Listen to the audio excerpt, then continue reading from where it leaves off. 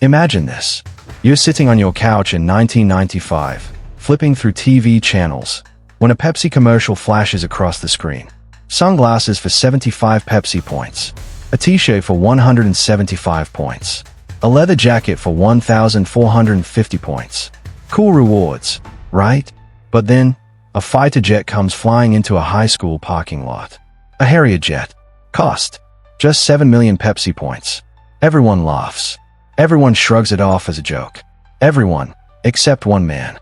Because one 21-year-old business student did the math and realized the impossible. With just $700,000, he could legally claim a $33 million jet. And he decided to call Pepsi's bluff. This is the unbelievable true story of how a college kid went to war with one of the world's biggest brands, changing advertising forever. The commercial that started it all.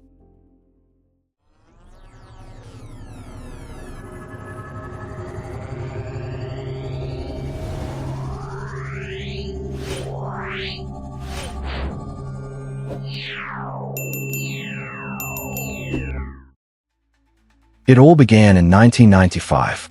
Pepsi was running its massive Pepsi Stuff campaign, a marketing stunt designed to crush Coca-Cola in the ongoing soda wars. Customers could collect points from Pepsi products and trade them for merchandise. The commercial was playful, cheeky, and over the top. A kid walks through his morning routine. Cool shades for 75 points. A Pepsi t-shirt for 175. A leather jacket for 1,450. And then, the punchline. He lands at school in a Harrier fighter jet, with a caption underneath, Harrier fighter, 7 million Pepsi points. The ad wasn't meant to be serious. It was meant to make teenagers laugh. But one person wasn't laughing. He was calculating. Meet John Leonard. Enter John Leonard, just 21 years old, a business student at Shoreline Community College in Washington State. He wasn't a lawyer. He wasn't rich. He wasn't powerful. But he was clever. When he saw that ad, he pressed pause. He rewound the tape. And then he grabbed a calculator. At the bottom of the commercial, in the fine print, Pepsi said you could buy additional Pepsi points for just 10 cents each. That changed everything.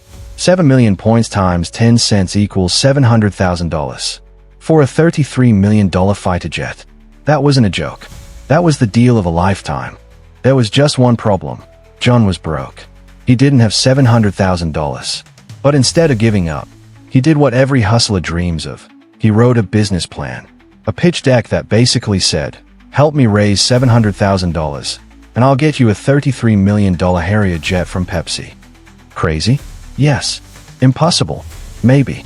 But to his surprise, investors loved it. In fact, he found 5 backers who agreed to fund the plan. With their money combined, John Leonard was ready to make his move. On March 28, 1996, John mailed Pepsi a package. Inside, 15 original Pepsi points clipped from actual Pepsi products. A check for $700,008.50. $699,998.50 for the remaining points. $10 for shipping and handling. And on the official Pepsi order form, under item requested, he wrote one line. 1 Harrier jet. That's right. He wasn't joking. He wanted his jet. Pepsi fires back. A slap in the face. Instead of sending John his jet, they mailed back his check, along with a rejection letter. The letter called the ad fanciful and humorous, insisting no reasonable person could actually believe Pepsi was offering a military aircraft. To add insult to injury, they included a handful of free Pepsi coupons. Imagine that. You demand a $33 million fighter jet, and they offer you free soda. But John Leonard wasn't about to be laughed off. He was just getting started. The lawsuit begins. Leonard teamed up with attorney Larry Shantz and prepared to sue. But before he could strike, Pepsi made the first move. On July 18, 1996, Pepsico took him to federal court. Their goal? Get the case declared frivolous and force Leonard to cover their legal fees. The battle lines were drawn. David versus Goliath. A broke student against one of the biggest corporations in America. And then, things got weird. The Pentagon entered the conversation. A Defense Department spokesperson, Kenneth Bacon, told reporters that even if Leonard somehow won the case, he wouldn't get a combat-ready Harrier jet. The jet would be demilitarized, meaning all weapons stripped out, vertical takeoff disabled. In short, it wouldn't be a $33 million war machine. It would be a $33 million lawn ornament. The media loved it. The lawsuit went viral long before the word viral existed. John's lawyer argued passionately. He said the commercial wasn't a joke. It was an offer that could be accepted. He demanded a jury of Pepsi Generation members, insisting they'd understand that the ad looked serious. But the judge, she wasn't amused. After 3 years of courtroom battles, in 1999, the federal judge finally ruled. No objective person could reasonably have concluded that the commercial actually offered consumers a Harrier jet. Case closed. Pepsi won. John Leonard lost the case. He lost the jet, and he lost the $700,000 opportunity. But Pepsi lost something too. Their reputation took a hit. The company scrambled to fix the damage. They quietly updated their commercials. The Harrier jet's price jumped from 7 million points to 700 million points. They added a giant, "just kidding" disclaimer to every future ad. The damage control was obvious. And the lawsuit? It became a landmark case. Leonard versus Pepsico, still taught in law schools today. It established a critical precedent. Advertisers can't hide behind, "We were joking" if their ads create reasonable expectations. John Leonard didn't win the jet. He didn't win the lawsuit. But in a strange way, he still won.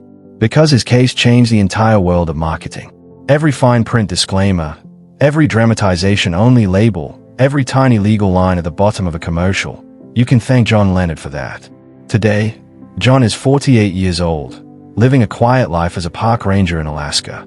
He never got his Harrier jet, but his name is immortalized in legal textbooks, documentaries, and marketing classes around the globe.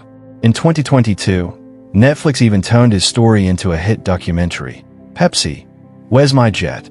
So, what's the lesson here? Sometimes, it's not about the battles you win, it's about the ones you fight. John Leonard never flew a Harrier jet, but he proved something far greater, that even the biggest corporations can be challenged. That marketing tricks have limits. And that sometimes, one person with a calculator can shake an empire. Because when Pepsi said, "Live for now," John Leonard took them literally. And that's why this remains one of the most legendary lawsuits in advertising history.